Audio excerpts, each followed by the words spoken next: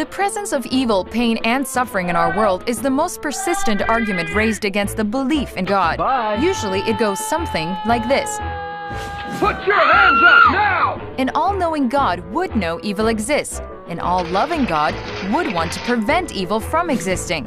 An all-powerful God could prevent evil from existing. But evil does exist. Now, given that the fourth proposition would appear to be undeniable, it can be inferred that one of the other three must be false, and thus there cannot be an all-knowing, all-loving, and all-powerful God. Checkmate. Or at least some people think that. However, not too long ago, an American philosopher named Alvin Plantinga put forth a new proposition that is intended to demonstrate that it is logically possible for such a God to create a world that does contain evil. This is how he summarized his defense.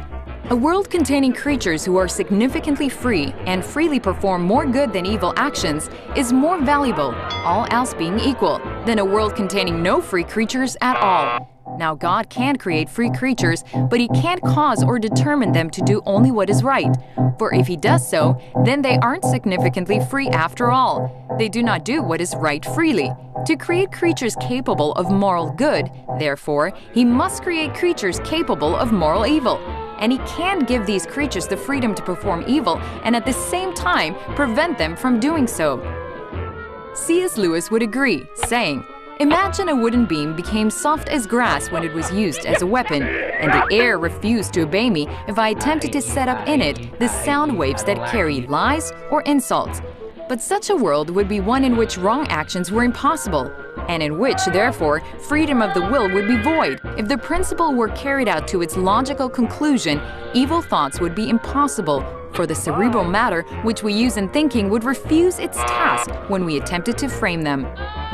Continuing his defense, Plantinga says, as it turned out, sadly enough, some of the free creatures God created went wrong in the exercise of their freedom. This is the source of moral evil. The fact that free creatures sometimes go wrong, however, counts neither against God's omnipotence nor against His goodness, for He could have forestalled the occurrence of moral evil only by removing the possibility of moral good. So, even though God is all-powerful, it is possible that it was not in His power to create a world containing moral good, but no moral evil.